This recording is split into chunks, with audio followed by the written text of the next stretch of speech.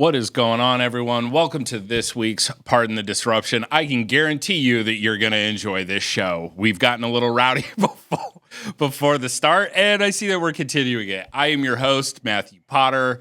I am your short sale connection, hedge fund connection, co-owner of the Family Tree at Real Broker. In the event that you need help with anything real estate, feel free to go ahead and reach out to me. Let me see what I can do to help you out. For those that are tuning in for the first time, you're definitely in for a treat. As I mentioned, we have the A+ squad today, and they are ready to go. The way we do things around here is there are 5 pre-selected questions. Each one of our esteemed panel members will get 45 seconds to answer. Then we'll chop it up for 2 minutes. There will be a 6th question that comes from our audience, so go ahead and comment in the chat on YouTube. You can also text your question to question 33777. We're going to go ahead and get into it, start introducing our panel today. We're going to start it off with Steve Trang. Hey, what's going on, everybody? Steve Trang, Real Estate Disruptors. I'm not sure how the show is going to go. There was a lot of abuse. There's a lot of colorful language. I'm going to do my best to keep this show professional, but, man, my hopes are not very high today. I might actually agree with you on that one, Steve. There we go. All right, next up, we have Hans, who's ready to go ahead and invade Iceland, also known as RJ Bates III. What's up, guys? RJ Bates III from Titanium Investments. Honestly, I was looking around the office this morning, and I just tried to find something shinier than the top of Eric's head. And I saw his helmet over there. Also knew Mr. Jimmy Vreeland was with us today, and had to prepare myself for battle. So looking forward to today's episode. Absolutely. I told y'all we're in for it today. Next up, we have the shiniest head in York, Pennsylvania. We have Eric Brewer. Talk to us. Eric Brewer, Central PA, the original king of novations, been doing them since 2009. I've now taught over 400 investors nationwide how to double their business without touching their lead flow. Other than that, I am Titanium Investments' #1 multifamily buyer in the U.S. Jimmy's perennial #1 draft pick in basketball. Steve's personal sales coach, and Matthew Potter's daddy. So just a little back to me. Just wanted to give everybody some context before we dig in. Happy Father's Day, Eric. Thank you. Better late than never. Oh, holy shit. This from the guy that literally has doubled York, Pennsylvania's population since, 2000. So thanks for that. Welcome. Thanks for that, bro. We appreciate you. You have built-in best friends now. You have all these brothers and sisters, right, that you can rely on for the rest of your life. I appreciate that. Last but certainly not least, coming to us, we have Jimmy Vreeland. Go ahead and introduce yourself, boss. Hey, Potter, I missed you. Missed you too, bro. Missed you too. Jimmy Vreeland, St. Louis, Missouri, Cash Flow Tactics, and Vreeland Capital. Potter, I'm just so honored and feel so privileged to be here today, talking to you. It's just great. You say you feel like an otter, like the river. Honored and privileged. Honored. This show is doomed. It's doomed. All right, let's go ahead and get into it. We're going to start with our first question. What is the biggest scam you believe exists in real estate? Start us off, Steve. Well, I think the easy answer are all the fake gurus, so I'm not gonna go with that one. So I think the one that's not talked about enough are all the influencers that pitch affiliate products that they get paid for that they don't use. They're ineffective, right? There are a lot of guys. I can't say the product specifically off the top of my head, but we know there are a lot of guys that aren't doing deals, that are on social media, doing deals, and they're not necessarily selling a coaching program. They're just rehashing things other people have said so they can sell affiliate marketing, right? So I would say the biggest scam are people that aren't doing deals, pitching products that they don't use so that other people will use it and they get paid. I would say that's the biggest scam that's not talked about in real estate. All right. On an unrelated note, Steve's affiliate link is. No, I'm just kidding. Right below. Right below. All right, RJ, what about you? Biggest scam in real estate? Yeah, I woke up this morning and I chose violence. So I was thinking, what would be the biggest scam? What are things I don't like? I don't like realtors. Okay. I don't like title companies. And I don't like sales training. Oh, I don't like every business that Steve Trang owns. Okay, cool. So yeah, I'm gonna go with sales training for real estate investors when you're buying. Like, we're the only industry that I know of that we have to be taught how to do sales to buy something. I think that to me is a scam, and I can't wait to argue with Steve about this after the buzzer. So that's my answer. Holy shit. I don't know if we're going to make it through a full hour today. I don't know if we're going to. All right, Brewer, what about you? Biggest scam in real estate? Yeah. So I think there's two things. I think the biggest scam is how everybody makes it out to be harder than it is, right? And I think there's this belief out there that real estate is this protected class that's really difficult to get into. You got to have a ton of money. You got to be connected. You got to know somebody. And the reality is it's just not true. The pathway to get the real estate's super easy these days. There's a gluttony of free information out there to help people get started. And a close number two, because I have a couple seconds left here, would be the Craigslist scams where people take my listings that are for sale and they put them out for rent for like $500 and then tell people they need to bring first, last, and security deposit. I had somebody walk into my office yesterday with $2,500 to rent a house that I have for sale. So it was a fresh reminder that that's a pretty popular scam. That's a great point on that scam, the Craigslist rental scam. And it always sucks because you got to rekey the house right afterwards because somebody already rekeyed it for you. All right, Jimmy, what about you? Biggest scam in real estate? I don't have a great answer. Let's go with title insurance. I'm really excited to watch Steve and RJ get after it. Let's go. Why did I know it was going to be title insurance from you, Jimmy? I think the last time you were on the show, you literally said this to another question. You were like, "This shit's a scam." Well, do you know where I'm pretty sure Steve Trang pointed me out to that fact. So Privately. All right. Privately. It was not. Oh, oops. All right, guys, 2 minutes, go. So before we go Wait, to does RJ, that mean I can't be an affiliate for your title company anymore? I don't know that Steve's going to be an affiliate. I don't know if there is a title company anymore. Yeah, not after today's show. So real quick with what we talked about, this scam where people are posting rentals, it's a disaster. I actually had a property where we had to call the police to have someone evicted, and it sucked because that guy had an outstanding warrant, and he was living in there with his daughter, and had to watch the police haul this guy away while he's like working out a situation for his daughter, right? For her to have a place to stay tonight, right? That it's a god awful scam. As far as RJ goes, the reason why RJ doesn't understand the value of sales training is because he sucks at sales, right? Like it's not fair for him. He's the one that gets closed by the homeowner, right? Hey RJ, look, Zillow says it's worth 100, but if you can pay me 95, you got a deal. And RJ's like, where do I sign the envelope? Right? Yeah, Are you on the computer right now? Exactly. I'm a buyer. It's their job to sell me their house.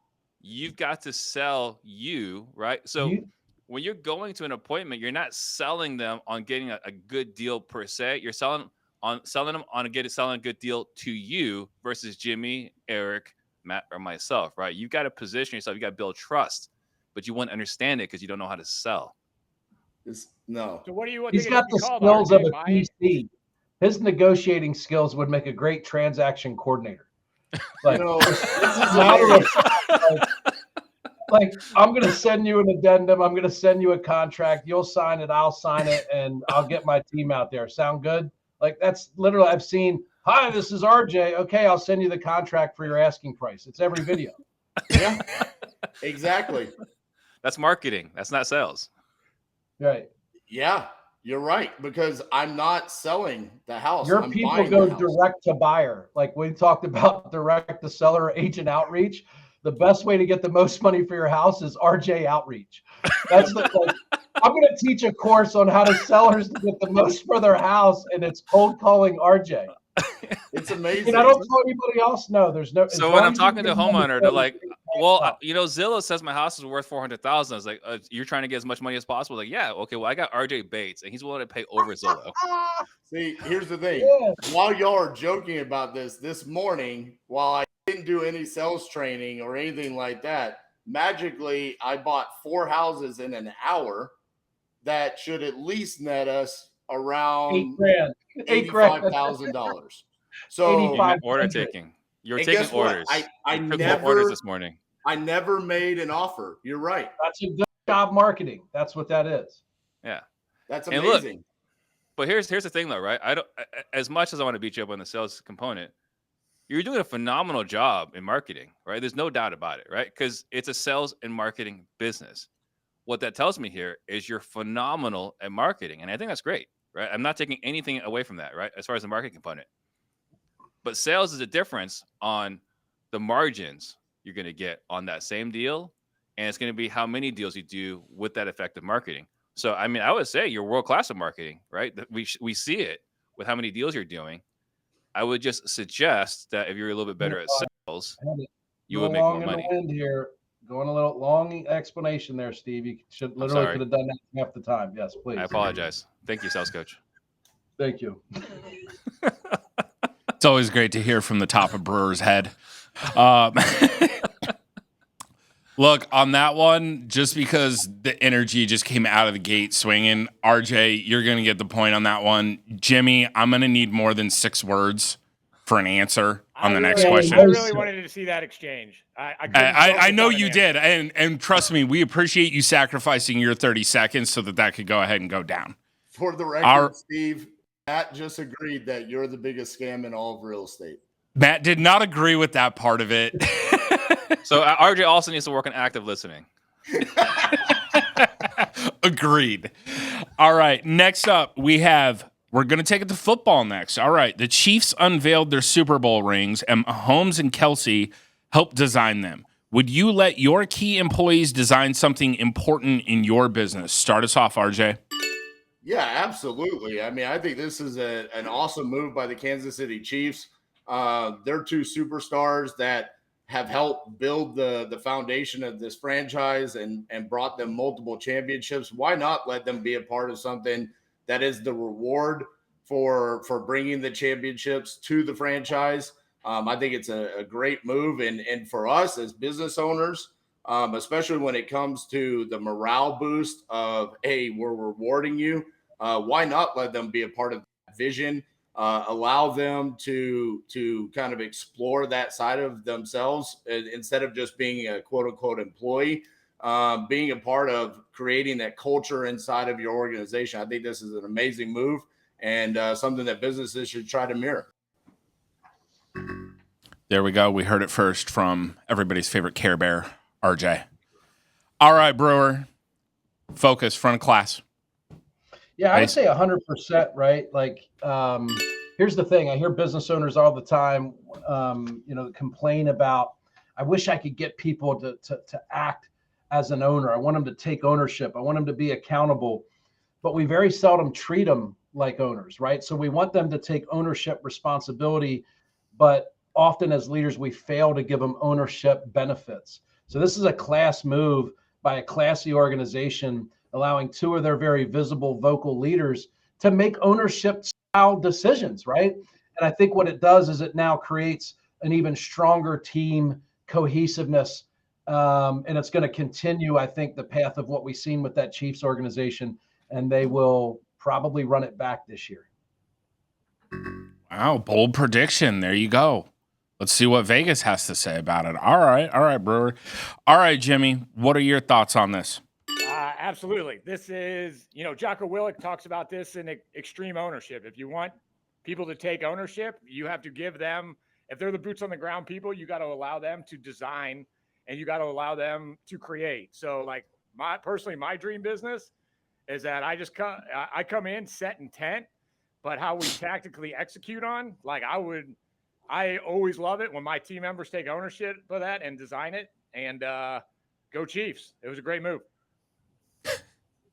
Nice. All right. So 50% of the PTD crew has now called the Chiefs Super Bowl for 20. What would that be? 2024. Awesome. All right, Steve, what about you? What are your thoughts on this? I agree with everyone else as far as like it being a classic move. You know, you look behind you, right? Look behind Potter. That was all designed by the team behind us, right? This whole setup I have in my office, I don't have the skills to design anything, right? So they've designed this and done a wonderful job here. We got this this crayon here that says anger on it because I only have one emotion, right? So they made me a crayon for my emotion, which is anger. And then you guys got to see this on one of the PTD episodes, right? Like the team went ahead and made this for my birthday, right? So I think the team, I don't agree with all their design decisions, but I support all their design decisions. You know, letting them create it.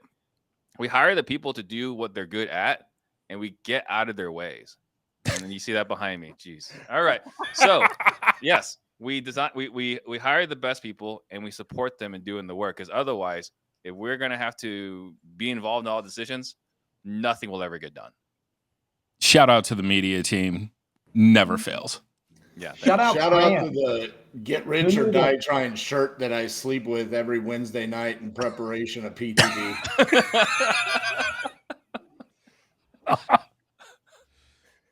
Steve, how do you Great job, spell team. crayon? How do you spell crayon? CRAYON. Oh, I thought it was CRAN. It's crayon, not crayon. In Arizona, it's crayons. Crayon. Is there a berry on the end of that? If you attach a fruit to that, would it be a cranberry? Oh. Now, I will say, to play devil's advocate on this topic, could this cause a divisive locker room culture in the future when the team decides, hey, these two guys get to design our championship rings, and the number 3 player is upset that he's not a part of that? I mean, it is kind of unique. I know Tyreek Hill's not there anymore, but I mean, imagine if he was, if he wasn't a part of that, is that a move that makes them say, hey, I'm not appreciated inside the organization? I think what you realize is those two guys are, at least from our perspective, the two leaders of the organization, right? So internally, hopefully what they have is that potentially, we don't know, maybe Kelsey and Mahomes went to their respective teammates and said, hey, here's our design. What do you guys think about it? What do you like? They may have went and got input from those people, right? Maybe not. But I think as long, again, in a winning culture like that, right? And this isn't like a flash in the pan. I think we've seen how many Super Bowls now? 2 in the last handful of years that they've won. There's some assumptions you can make about an organization like that, if there was thought put into that, it was done with proper planning in place, and the people that were given that responsibility didn't mishandle it. So I bet they either A, had the respect of their peers that they made the decision and nobody challenged it, or B, they involved those people in the decision the same way the owners involved them. I don't know if y'all saw or not, but John Moran actually came out with his future design, and it had 2 guns on it. I was going to say, it's not like they were making Here we anything. are, 21 minutes in. 21 minutes in before we had a John Morant reference. A new record. They weren't making anything critical like a submarine, right? So like it's fine. Oh, Jaw is absolutely undefeated on PTD. He will make an appearance every week. Well, I don't want to defeat him. I don't want to go against him. In his next IG story, he actually reached out to CJ asking if he has any affordable housing in Memphis. Jesus. Oh man, that's great. All right, so on this one, I mean, this is a question. Clearly, everybody agreed. I will say this: Steve has given a lot of leeway to the guys around here and shown them, hey, go ahead and run with it, do your design. Which clearly, you guys just saw big virtual Steve. We're gonna go ahead and reward the point to Steve on this round, and we're gonna get into our top question for the day. After warnings from employees and experts, OceanGate, the company behind the missing submarine, refused to address concerns. And ironically speaking, the CEO is also aboard the ship. As a business owner, what are your thoughts on how the CEO and leadership team handled the safety concerns? Start us off, Steve. Well, I mean, it's pretty clear they failed, right? I'm not really as disappointed with the owner of the submarine company of OceanGate, whatever, right? Like, entrepreneurs, we're designed to screw things up, right? We have a habit of being reckless more often than we should and taking chances when we shouldn't, right? I'm kind of curious, is there not like an FAA for like underwater travel, someone to regulate and like test the pressure, test the controllers? I think that a lot of owners tend to be more risk tolerant and are willing to take chances, and you can only expect, I know RJ hates regulations, but you can only expect us to go as far as we're allowed to go before we get our hands slapped. And unfortunately, this guy found out the hard way. He went too far. Yeah, he probably should have paid for the upgraded PlayStation remotes to control his sub. All right, RJ, what about you? What are your thoughts on this? Yeah, I mean, this is a pretty sad situation. And unfortunately, I think some of the decisions that were made by the people that joined this, they probably were told about the risk, but maybe due to their success in life, their net worth, thought that the negative side of what could happen would be avoided. And we don't know what's happened to them. Unfortunately, I think we all know what the end outcome is going to be. And so I think that's it's sad what happened here. And I agree with Steve. I wish that there should have been some way, some sort of regulation that said, hey, this is not safe. You're not allowed to do this. And I do think it's sad that it's become such a big part of our news, where people are making jokes about it and stuff like that, because I mean, people's lives were lost. And I don't think that's a joking matter about this. I've seen a lot of people make jokes about it, and that's just distasteful, in my opinion. Absolutely. I think everybody will agree on that part. I completely agree, because I've never heard RJ make a distasteful joke, and I'm Never. glad he's on board with Like that. guns and John Morant and gang violence doesn't have lives at stake. It's only 5 people in a submarine with a. He's more sad about the loss of the PS3 controller than he is anything else. John Morant's just waving a gun around on IG Live. All right, that's just being stupid. No one was hurt. No one died. All right, Brewer. Yeah, I'll play along a little bit, and certainly this is a super sad, unfortunate situation. However, I think there's times in civilization where people had to push the envelope and paid the maximum price, and as a result of paying the maximum price, they've paved the way for very important innovation. Right? You think about the first people to take flight, the first people to go to the moon, the first people to literally do everything are always ridiculed, and people tell them they're going to die. They always tell them they're doing something that's impossible. So I respect the bravery, right? And by the way, they took like 7 or 8 of successful trips with the exact same PlayStation controllers to the same spot, right? So we truly don't know what happened.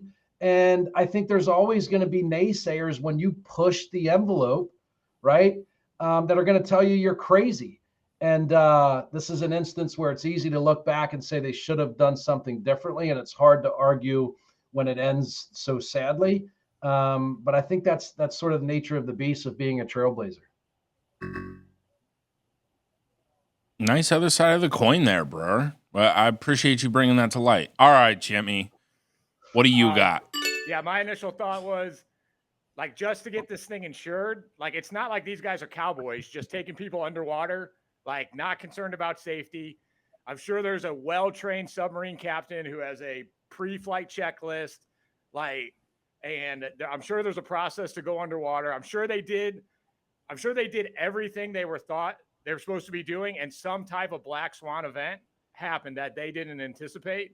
And so, like, as a business owner, my thoughts are like, that's what keeps me up at night is we're trying to get better every day. We got systems, we got processes, but like, what black swan event am I not thinking about? And then all the time, people are saying, hey, Jimmy, that's risky. Should you be doing that? And I can be flippant and blow them off. And then the black swan event doesn't happen and I don't get hammered for it. So when I saw this question come across today, as a business owner, I was trying to be a little introspective and say, hey, what am I overlooking in my business right now? Yeah, I think the other thing too, we're talking about, how he kind of maybe dismissed. I mean, I don't know what kind of feedback he had, but if you had feedback, right? Like you have incredible responsibility. You got people's lives at stake. You got to prioritize safety above all else. So I can But only Steve, guess, right? Just take the devil's advocate. Let's say they planned for every contingency they possibly knew of, but then some black swan event took them out that they did not. That's what they're saying, right? Like they actually had 7 backup plans. It was like none of which required power. There was these inflatables. They had backup motors. They had all of these things that required no power. We won't really know what happened until some point they're able to recover the wreckage or somehow get some type of evidence as to what happened. But they might have got stuck, right? They prioritized safety. They took all the proper precautions, and there was something that happened that was unforeseen, and those contingency plans didn't address. But I mean, again, they took, I think, unless anybody else knows differently, 7 successful trips with people inside, and the CEO went. It's not like he was like, yeah, y'all go ahead and let me know how it is. He's dead. He's with them. He paid the offer. I was going to say that, Eric. I mean, obviously the CEO believed in the safety protocols that they had, that he made the decision, I will go down literally in the ship with the team. I mean, so there's something to be said about the belief that he had as a leader in his organization and the protocols that they had put in place. And for the sake of everybody, I mean, it's sad that it happened. And I hope that it comes out, Jimmy, that there was a black swan event, and that's the reason why this happened. It doesn't come out that it was, hey, we clearly knew that this was a problem and we just ignored it, and that's what caused people to pass away.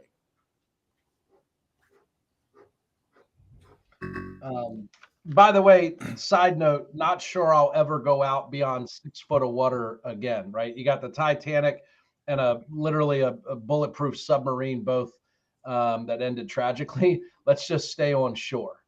We can all just make that a new rule, right? We go to waist level water and we U-turn and we come back home safely. I mean, it's a good plan to stay alive. Absolutely. Gonna go ahead and give this round to Brewer because he clearly actually did research things. To be fair, they had done 4 test voyages, and then they had done 3 where they actually took tourists down to the Titanic. And also, to his point, everybody looks crazy until they've done it. And I think that's the thing that makes the most sense there. I'm not saying that safety should be third or anything like that, but you have to push the boundaries to go further in life. That's just the way that it is. I think that's what we always talk about on the show. So good job, Brewer. Great explanation, Potter. By disclaimer, my research was between about 12:30 a.m. and 2 a.m. last night. I watched somewhere between 75 and 80 TikTok videos on this topic. So outstanding. Shout out to TikTok. Can we get a judge intervention here? No. I think we should replace RJ's poster back the way it was before the show. Ooh. I'm not going to lie. I do love that poster. It's legendary. Someone on my team actually just sent me, just real quick, debris of the Ocean Gate sub is believed to have been found within the last half hour. Scientists think that the sub may have imploded due to lack of support in the hull of the sub. Damn. So, yeah, somebody just sent that over to me.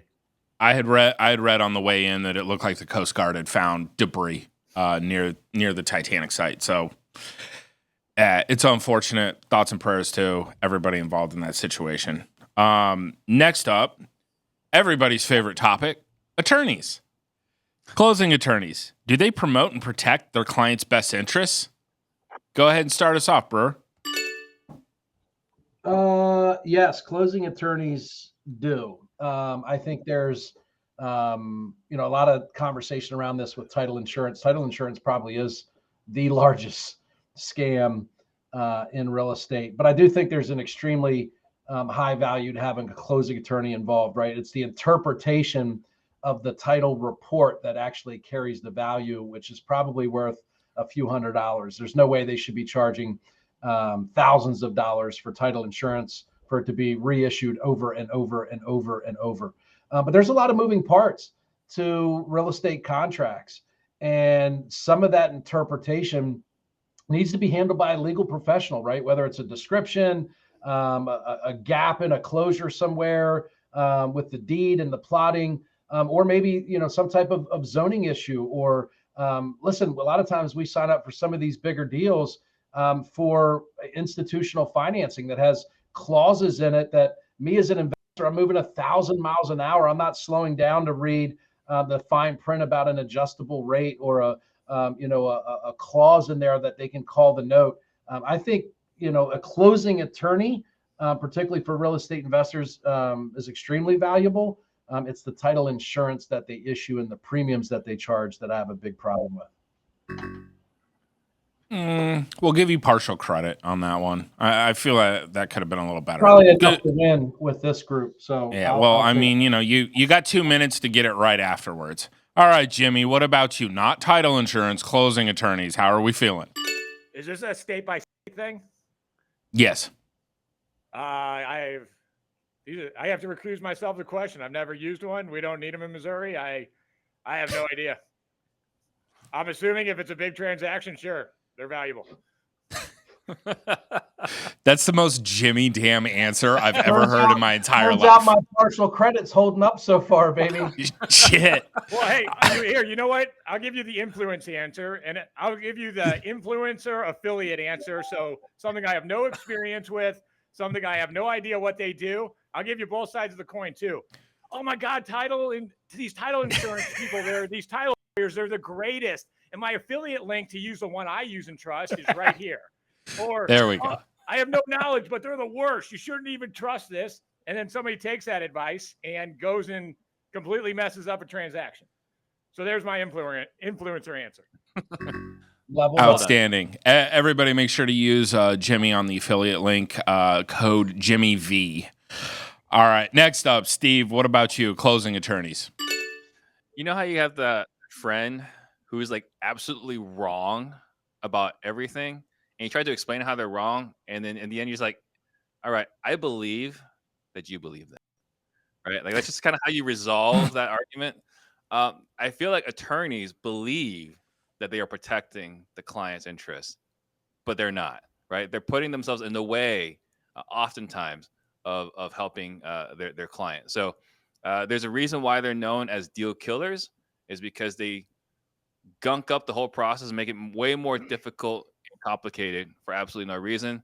I think attorneys are the only industry that are below car sales people, and I think it's for very good reason that they are. Damn. That's bold. Jeez. I think it's surveyed. That's not me. Look, I actually will say I think Steve's actually right on that. I think it's like lawyers or attorneys, then it's car salesmen, then it's like, I don't know, I think realtors. And then RJ Bates. It's RJ Bates, then realtors. All right, RJ, what about you? What are your thoughts on closing attorneys? I cannot wait to hear this one. I love how we keep ragging on influencers, and is started by Steve when he's the biggest influencer on the show. That's amazing. But Steve's the only one who has integrity, RJ. Hey, shut up. It's my turn. All right, so here's my thing. No, they are not promoting the seller's interests or their client's interests. They are protecting themselves and their interests first and foremost in the transaction. And especially in attorney states, I mean, that is a miserable process. We talked about this a little bit last week. Places like New York, New Jersey, Massachusetts, these places, I mean, some deals are almost impossible to even get to the closing table just to get attorneys to communicate with each other. So if that's the case, if they're really doing it to promote and protect their clients, wouldn't they be overly communicating, making sure all the T's are crossed, all the I's are dotted? That's not the case. They are making sure that they are protecting themselves. And if the deal closes, nothing can blow back on them, and they cannot get sued by another attorney. It's the worst answer ever. Communication has nothing to do with protection. It doesn't communicate. Like an attorney's job when you list the top 10 things is not to be a great communicator. What are you talking? Not their job. So you're representing the seller. You're the attorney in an attorney state representing the seller. Your job's not to communicate to the buyer's representation and make sure the deal gets booked. No. So what the hell are you there for? That's it. But you have to be able to talk to the other attorney to protect your clients. Extremely selfish. Your perspective is because you don't get what you want from the seller's attorney. So it's extremely selfish of you to say that they don't do their job because you don't get what you want. You don't have the seller's best interest in mind. Nobody have to reply to RJ's attorney. The deal doesn't close. They have to reply to RJ's attorney. Maybe the deal's not supposed to close. Bad deals shouldn't close. Bad buys, bad sells. Some of the best deals are the ones that don't close. And that's sometimes as the buyer, there's deals you shouldn't buy, probably 75% of the ones you ink. And if you had a closing attorney on your side, maybe they could talk you out of some of those bad deals. What I would do instead of sales training, you should go get a closing attorney to have you just talk you out of your bad deal. Somehow, on this question alone, all of the bullshit that's come out of your mouth has surpassed all of the bullshit that CJ's ever said on Pardon the Disruption. You literally said attorney. Shout out to CJ. Attorney and great communicator. They have nothing to do with each other. Their job. Zero. Okay. Literally. So Eric, on a closing, are you where they are saying that representing either the buyer or seller, their job is to make sure to communicate to the other attorney to make sure that we can make it to closing to close. No, that's not right. It's to legally analyze the terms of the agreement and advise their client about their exposure, any possible litigation. They have to legally provide. They're not a transaction coordinator. It's not a closer. It's a closing attorney. The attorney portion of that title precedes and outweighs the closing part. Legally, they will not talk to anybody else in the transaction but another attorney. So if they don't communicate, that's why the deal never makes it to the closing table. No one else can communicate with them. Okay. I think Jimmy wanted to say something. So Eric, it sounds like you're hinting at it's somebody else's job to do this communicating. And I'm assuming you're saying it's our job as the seller to do the communicating. Correct. But you can't in the closing attorney's not an attorney. You can't do that. What? No, in an attorney state. A seller can't talk to a buyer? I cannot. The attorneys would generally preclude them. I cannot communicate to the seller's attorney. He has to talk to my attorney. I didn't ask you to talk. The seller's attorney should communicate to the seller. The seller should communicate to the buyer, and then the buyer should communicate to the buyer's attorney. And I would argue the attorneys get in the way and do the not. Same way with agents. You don't have a list agent call you as the buyer. So the agents talk to each other. But the buyer and seller don't talk to each other. The realtors talk to each other. They have a legally binding relationship. They're splitting commissions. They have a relationship. They have a joint effort in getting the deal to close. The attorney has one singular purpose: to protect their client. That's it. It's not actually to get the deal to close. That's secondary. But it's a closing attorney. Like their job is to close the deal, though, bro. Right? Okay. Step one is to protect themselves. I'm with Brewer. The attorney's job is not to close. That's not their skill set. Their skill set Jimmy, is to you refuse yourself. You're out, Jimmy. Yeah. I'm an influencer, Steve. So my opinion matters on everything. You just don't get it. Steve does one deal a year. RJ's the worst negotiator in the history of real estate. Jimmy's the dude runs a fund. He's got wealth in one of his company's names. Like, you guys don't know what you're talking about. You forgot to mention I'm also a top influencer. Exactly. Prior military, you dudes you should actually apologize to Jimmy and then apologize to the audience for A, disrespecting him, and B, putting out garbage information. Well, and then Steve, do you mean all attorneys or just closing attorneys? He doesn't know. He doesn't know. Ask I have not his done. staff to answer for him. He doesn't know. I've never done a He doesn't know transaction what he with a means. closing attorney, right? No, I period. You work should with have just people that ended were closing before you said attorneys, closing attorney. Never right? done a But I work with transaction. people that deal with closing attorneys, and they're frustrated because the closing attorneys refuse to reply to emails. And if the closing attorneys refuse to reply to emails, this is all RJ is saying. He's not saying be an effective communicator. Just reply to emails so we have a status update. If they won't let you know where they're at, how can they close the deal? Look at the question. It says, do they promote or protect the client's interest? It doesn't say, are they effective communicators? Okay. And when you go out and hire an you're not closing the deal, you're not promoting it. Nah, dude, I'm a Stanley question. I'm gonna just let this one go. We're ahead of schedule. We started on time. Potter, what I just said, everybody listening to this podcast is thinking this. Here's my last thing I'll say about this. I've got a deal I think in we're New moving York. on, RJ. Thanks. Deal in New York right now that the seller's attorney. Right. Hit the buzzer, Potter. Hit the buzzer. Will Do not your job, Potter. Will not review the contract because it came over in a PDF. He's killing the deal because it came over in a PDF instead of a Word document. And the other attorney says, "I will." Listen, lack of here's document. a military term. Here's a military term that two of you civilians won't understand, but Jimmy will. Lack of poor planning on your part does not constitute an emergency on mine. You guys are FUBAR, and it's not the attorney's problem that you sent over a crayon written contract in a PDF. Level up, dude. Level up. Get out of the basement. Get an office. So that went about according to plan. I see both sides of the fence. I honestly do on this one. I took it to the chat. RJ wins. Like, it is what it is. He does win. As someone who does transactions in attorney states, title and escrow states, and things of that nature, I understand what RJ is saying 100% of, I don't need you to be a good communicator. I honestly don't. But every attorney that I've ever worked with, not every attorney, most of the closing attorneys, they do not do a good job of getting anything back in a timely manner. I'm not even telling you to do it in a fast manner. Just, maybe before close of escrow. That, we could start there. All right, next up, apparently Jimmy has been, chomping at the bit for this question. He's sitting there yelling at me to start this one.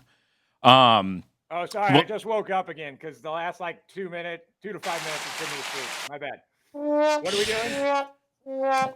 We're going to go ahead and slim up the show to only 3 panelists. That's what we're doing. What do you think of Morgan Stanley housing analysts believing that... Wait, we're going to start that one again. What do you think of Morgan Stanley housing analysts no longer think home prices will decline this year and instead stay level to the same prices that we had in December of 22? Start us, RJ. Well, I can't wait to hear Jimmy's answer on this in St. Louis, where housing prices have stayed the same for 75 years. Oh, no, we got to hear how it's so hard in Dallas. Oh, here we go. No, I don't think this is any surprise. I mean, I think we're already kind of seeing this. For those of us that are doing transactions, unlike Brewer, even though he claims he does. I mean, what? 2? I think we're seeing that the comps from January all the way into late May have pretty much stabilized. We're seeing that the values are there.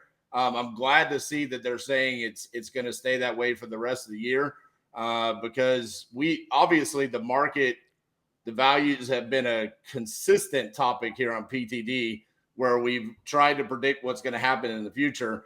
And so with them saying that feels good for all of us because that means all of our businesses should be safe and secure for the next 6 months. All right. Brewer, what are your thoughts? That's certainly no surprise, right? I think when people say that the housing market's going to crash, for everybody on this show that's actually operating, paying attention to day by day, week by week, real transactions between buyers and sellers. Even if there's a closing attorney involved, I still get the deal done. But I think we've seen it, right? Like we've seen the number one indicator is always going to be supply. And until there's an indication of a supply change, that's always going to precede any crash or housing pricing reduction. And across the U.S. and most markets, the supply is still a really, really big issue, right? So we did see some isolated markets like Phoenix and Dallas and Idaho and some of these other markets where supply shot up real quick. They suffered a little bit with price, but across the U.S., there is still a massive housing shortage. So yeah, there's no surprise that we're not going to see prices decline because the supply isn't going to change in 2022. If anything, it's gotten worse. It's gotten harder to get a house this year, and the supply has gone down. So, is all I have to say. This isn't obvious. Supply. So one word that we're going to tie to Brewer this show. Supply. All right, Jimmy. What about you over there in Missouri, where apparently prices have stayed the same for 75 years? I got to get these Morgan Stanley guys on my team. They're so bold. It's about to be July 4th, and they're making a 6-month prediction. That is so bold. But it's pretty. Now, if they made this last fall, made this prediction, like that would have been interesting. Which I'm not sure anybody was saying that, other than people who were on the ground doing real estate, saying there's no way this is going to be a crash because there's no supply. Like, who cares what the interest rate says? As far as a real estate investor, the other part of this is there's a shortage of supply.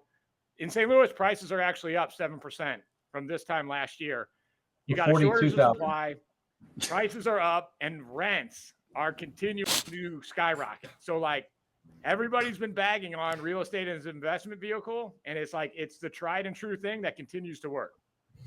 So someone accidentally sold the property for $10,100 and prices went up 7%. Skyrocketed. Wait, RJ, quick, do the math. What would it have sold for then?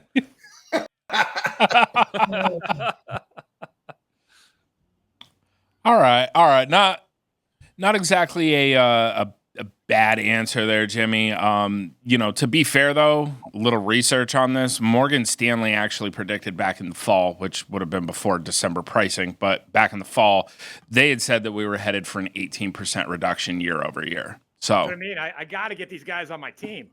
Absolutely. Like a crystal ball. You can pay them with Werthers. All right, next up, Steve. What about you?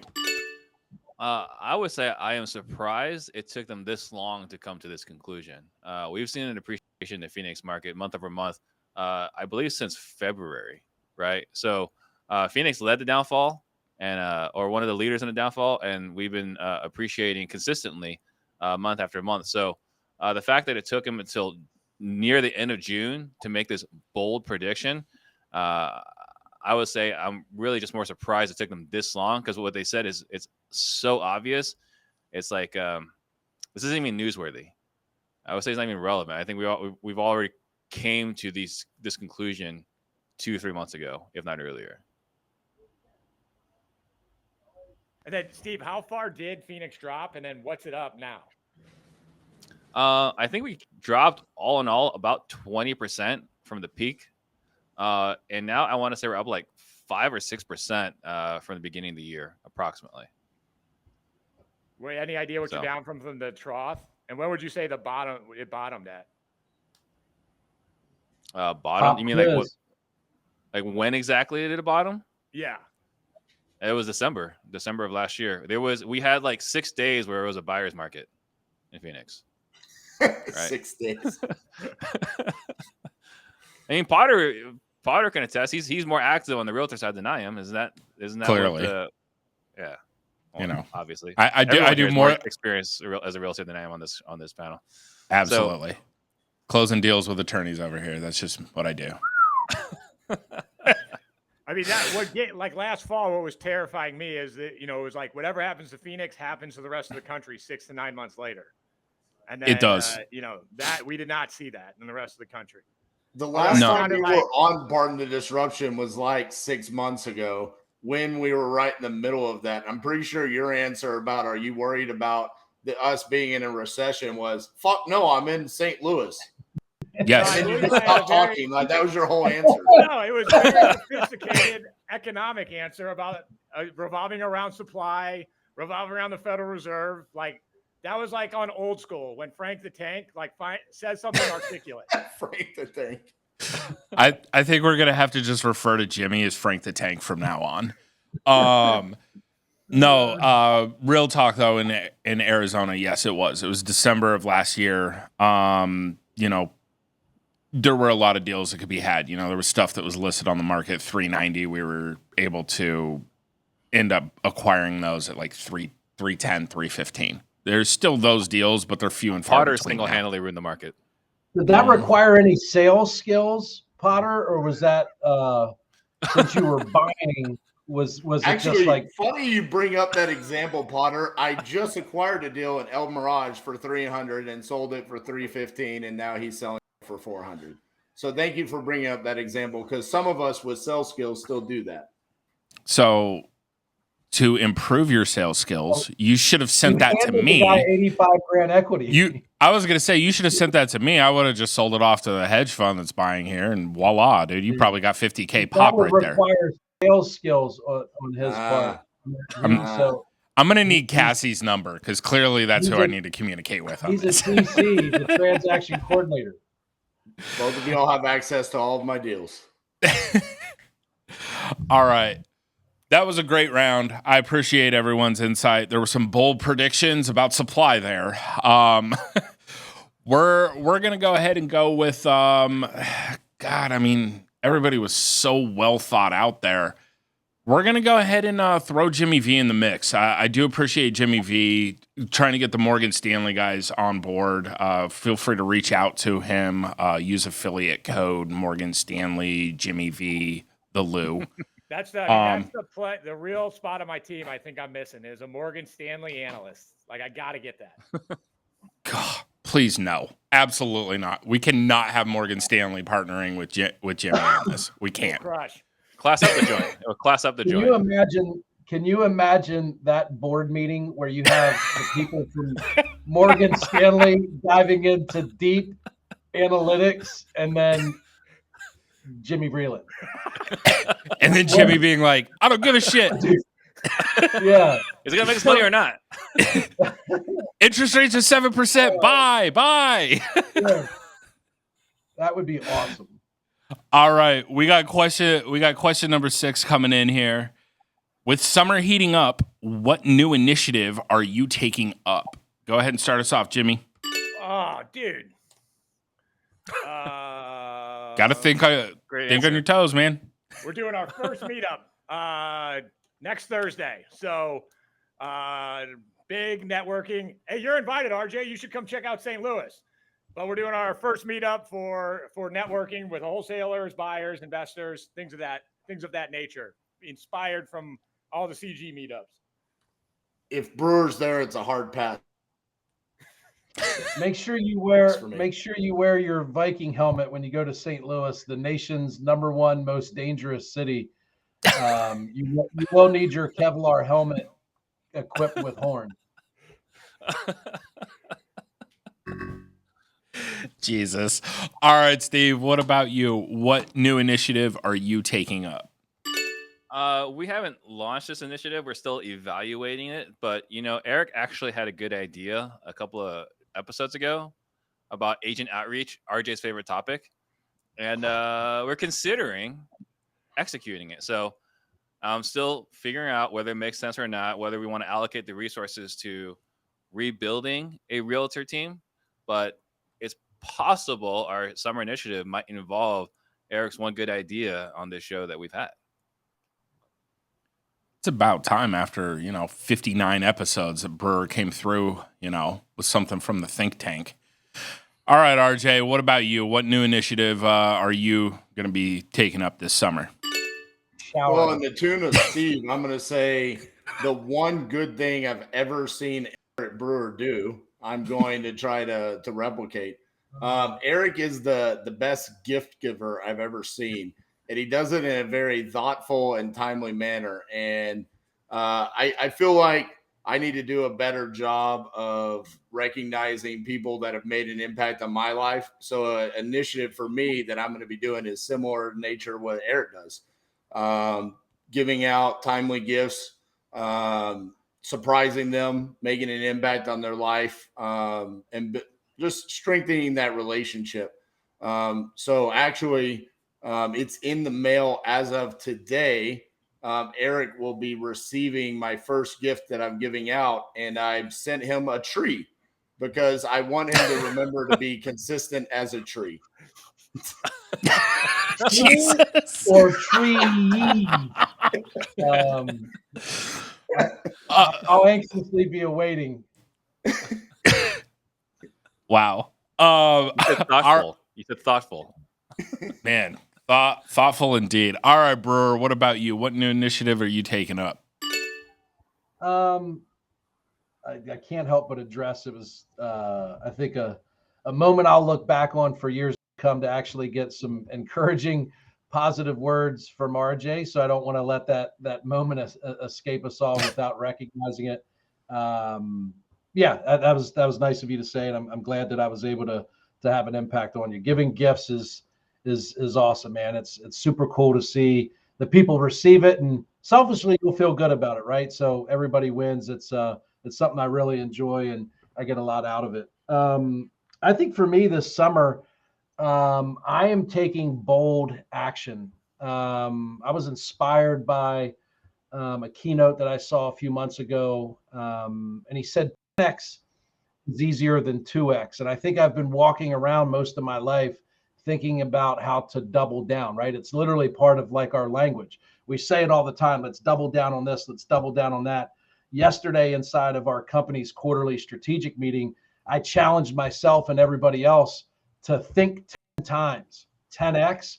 And it literally took the end of our meeting, where we assigned priorities and rocks and responsibility, of being like a 3-hour ordeal, and it made it 20 minutes. Because when we pushed ourselves to think 10x, it eliminated all the dialogue about who, what, when, and how. And it made it like, hey, the only way we can get it 10x is if we eliminate all these other things and we focus on one. So for me, this is hot boy summer, and it's all about 10x. Ugh. And that's my summer initiative, is I'm going to start thinking in multiples of 10 instead of 2. So I need to send you 10 trees? I mean, Start his own forest. or a 10-foot high tree. There's a couple of different ways to look at it. It'd be a lot more thoughtful than just a tree.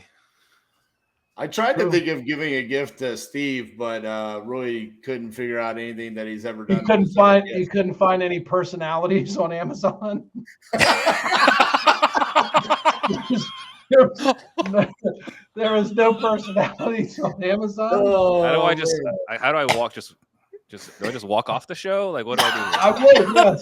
Be a great. You might actually get a point if you left, which would be a nice change of pace for the show today. Oh, jeez. All right, let's wrap this up, Potter. I'm pretty sure I took the crown. So I'm just absolutely flabbergasted every time I host this show. All right. I'm going to say, for the gift givers, I have been the recipient of one of Brewer's gifts. It was extremely thoughtful and timely, and not going to lie, I do appreciate it tremendously. I don't know why Steve's making a face over there. He better calm down. That being said, for the gift givers on the panel, I'm going to award a point to Brewer and also to Mr. RJ Bates, which means RJ won this week. The Viking has won. How? I don't know. This is the biggest real estate scam. This is what this is. This is the biggest scam in real estate. Matt's judging. It's okay. It's I mean, to always be easy to win when CJ's Look, not here. I can't believe I missed that. Look, Steve, to be fair, though, like, you don't like when RJ hosts because ultimately you don't like his judging, but then when you go head-to-head against him, When was the last time Steve won? it was like a month Well, let's ago. change the topic. I think it was 420, Steve. Didn't 420 Steve win? Yeah, 420 Steve. 420 Steve. Like, see, that's the thing. Steve needs to come with that 420 energy again. Maybe you could send him some trees. Yeah, Some trees, RJ. All right, everybody. We're going to go ahead and wrap it up. Thank you for tuning in with us today on the show. It was great to see everybody on our panel. Going to go ahead and let them say goodbye to you all. All right, we'll start it off. with our champion today, RJ Bates. Awesome episode, guys. Yeah, after this is over, hop on over to my YouTube channel. Just search RJ Bates III. We're live every single day from 10 a.m. Central to 6 p.m. Central. Today is day 36.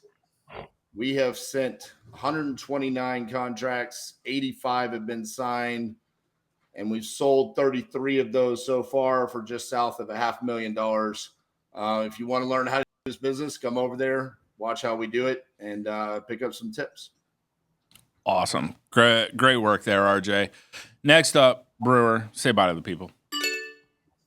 Yeah, had a lot of fun today. Feel like this was a critical moment in mine and RJ's relationship that we'll build off of. With there was some exchange of niceties there that we're not used to. But again, Titanium's #1 multifamily buyer, that's me. Jimmy's #1 draft pick in basketball. Steve's sales coach, not his personality coach, and Potter's daddy. Well, looks like Brewer just solidified he'll never win again. Thanks for joining us this week, Brewer. All right, Jimmy, say bye to the people. Bye, everybody. So Brewer, that 10X, that keynote, that book just came out. And for the audience, that is a phenomenal audio book while you're driving around looking at houses. 10 times is better than 2 times. Appreciate you as always, Jimmy. Good to see you. Thank you for joining us this week. Steve, say bye to the people. So thank you all. It was a great. I didn't know we were doing a roast today, so I really appreciate it. I want to say that it's every Thursday. It took a long time, but Eric gave officially the worst answer ever in the closing attorney conversation. So I want to congratulate him for winning that belt. So we'll wrap up here. Thank you all. I hope you guys got a lot of value today, and we'll do this again next week. Maybe if I want to show up with these hooligans. Sounds like there's a good gift to give there. Let's send Brewer a belt. I don't know. Just sounds like a good idea to me. All right, everybody. I'm down. Thank you for tuning in. We will see you guys next week. Hope you have a great one.